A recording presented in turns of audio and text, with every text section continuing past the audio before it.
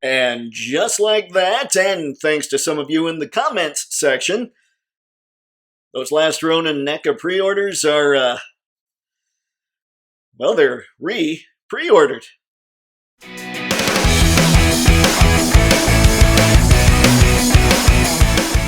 Well, hello there, everybody. I'm Photo Dave, and this is Toypixx. And whether this is your first or 100th time on the channel, Toypixx is all about helping you and helping me get a whole lot better at our action figure photography. So, if that sounds cool to you, go ahead and click subscribe while I describe what this video is all about. Folks, this is Photogenic Figures. It is something I get to do every week where I talk about upcoming releases that I'm really stoked about because, frankly, I think they're going to look good in front of your lens and under the light. So, without further ado, let's get to it.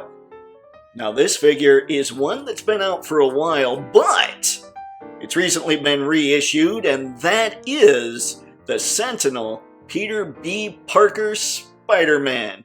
Now, I'm going to have links to Amazon for the special version, or the SV, whatever, you know. And then I'm also going to have links to Big Bad Toy Store for the SV and the normal version in case you don't want that huge gargoyle head. It's got its own planetoid.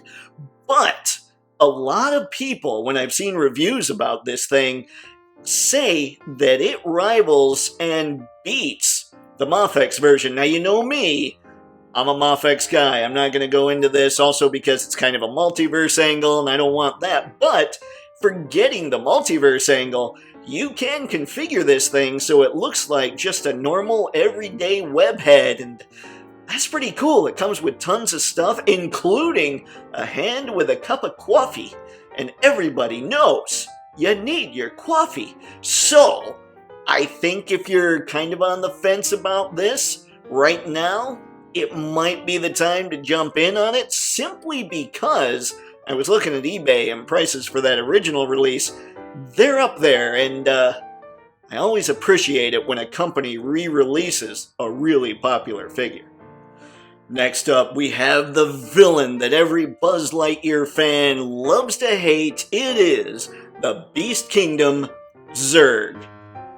Yeah, I wouldn't normally talk about this figure, but giant purple shiny robot. I like robots. I think robots really give great shadows, and when they're shiny, you can hit them hard with the light, and you get this really cool effect, and giant purple robot, people! 9.65 inches tall. Let's take it to a galaxy far, far away with the Imperial clone shock trooper from the Bad Batch, which, according to the Black Series, would probably make it the current entertainment. Anywho, first off, man, my transitions, I gotta say, because no one else would have thought to transition to a Star Wars product by saying, let's take it to a galaxy far, far away.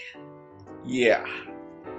Anywho, you know how it goes. I like to talk a little bit about Black Series Army Builder figures because I love those awesome shots where you get the hero versus just a ton of the evil army villain looking deal. So getting a bunch of these guys against, say, I don't know, Hunter or Wrecker, any of your Bad Batch figures might look pretty cool. Now, this one, probably not for me, but I still want to call him out because just because I don't dig this particular troop builder doesn't mean you might not look at it and think, dude, I'm gonna blow some stuff up with this guy.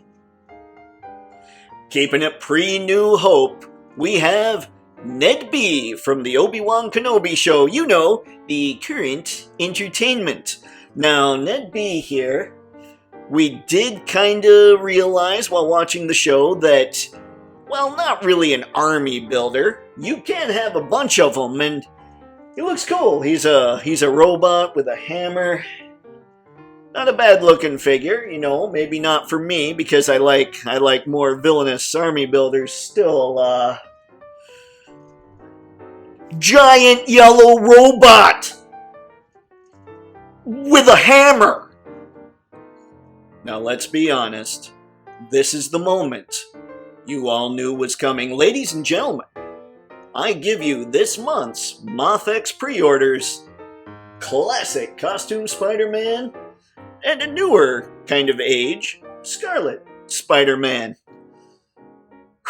Mafex, you hate my wallet. You realize that Mr. Stabby is gonna come in some night soon and just and I'm not gonna survive and I'm gonna blame you, but there is a problem with both of these figures. Neither one comes with their respective human head. We don't get a Ben Reilly head with the Scarlet Spider, and we don't get the Peter Parker with the regular Spider-Man.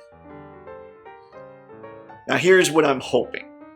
I'm really hoping that Mafex hasn't decided to kind of go the Hasbro route and start recoloring to more accurate stuff, but not giving us some of the accessories. It's reasons like that that I got out of Marvel Legends in the first place. It's because they weren't complete figures, and while it looks like these two will have a lot of really cool stuff to go with them, excluding the Ben Reilly and the Peter Parker heads, I don't know. Comment below, tell me what you think of that. And also, the Scarlet Spider does have a newer version of the hoodie.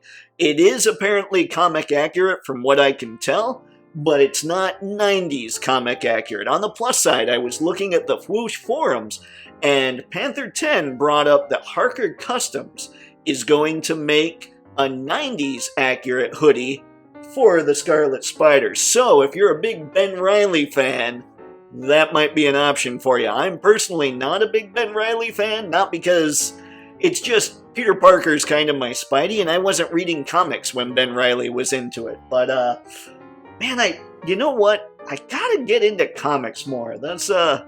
I need to start reading, you know, with all the extra time I have between working and making these videos and deciding to add more videos and wearing pajama bottoms because I forgot to wash all the jeans. Yeah, I can do this. And that, ladies and gentlemen, was that. Pretty light week this week. I didn't see a whole lot that caught my fancy. But you know how it is. As always, I'll be leaving links to all this stuff in the video description below. If it's an Amazon link, you can click on it, shop to your heart's content. That'll help out the channel. I'll also be making sure to leave the surprise ridiculous thingy down there, so you can just click on that and see what kind of goofiness I found, which will be as much of a surprise to me as you, because at the time I'm recording this, I still haven't figured it out. So yeah. Comment below. Let me know what figures I missed out on. Let me know what you think of the figures that I talked about. And also, let me know about your experience with Mezco, because I have to say I'm getting a little frustrated about it. I'm more frustrated about their delays than Mafex, and here's why. Because usually what happens in other businesses is things don't get solicited until everything's been approved. Now, a lot of Mezco's licensed stuff isn't like it's solicited, but then it comes out way later than it's supposed to, which I could say is factories and the big time delays and everything going on right now. But at the same time, they're still able to push out the Rumble Society stuff. So is it really factories? Or is it that they talk about all this licensed stuff without actually having approval from the licenser? I don't know. It's kind of frustrating, but it's not that I'm not looking forward to them. I'm just a little frustrated by how Mezco rolls. So just let me know your experience with that. And with that, don't forget to like, comment, subscribe, share the video if you're digging it. Thanks a ton for watching. I really appreciate that you've checked this thing out all the way through to the end, especially when I'm sitting there just whining about Mezco and then making jokes that are funny to me. Anywho, folks, that's all I got for this one. So, as always, have fun and happy snapping. See ya.